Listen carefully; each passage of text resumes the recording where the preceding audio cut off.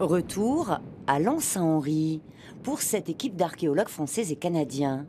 Il y a 2 ans, en fouillant ce site paléo-esquimau, ils ont repéré sous les galets la présence d'une grave, témoin d'une occupation européenne plus récente.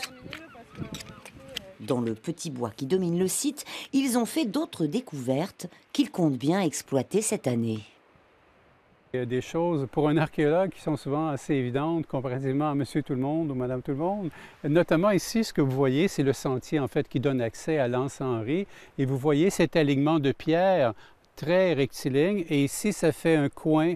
Donc, c'est le coin d'un bâtiment qui se poursuit sur une bonne douzaine de mètres en allant vers l'ouest. Un peu plus loin, cachées sous les feuillages, les fondations d'une maison de pêcheurs. C'est sans doute des maisons assez modestes, hein? Mais de style européen tel qu'on pourrait le faire dans un village de pêcheurs en Europe au XVIIe, XVIIIe siècle. Les archéologues vont faire 12 sondages dans les bois, dans ce qu'ils appellent des zones d'occupation.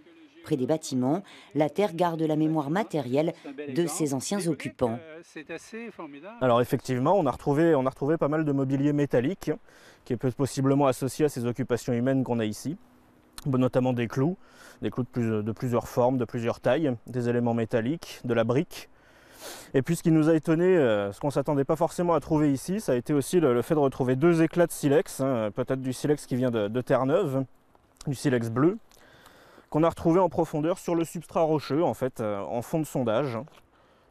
Car sur le site de Lens-Saint-Henri, les époques, les peuples se mêlent, se superposent. Des chasseurs-cueilleurs aux pêcheurs européens, tous y ont laissé leurs traces. Aux archéologues de les déchiffrer aujourd'hui pour les générations futures.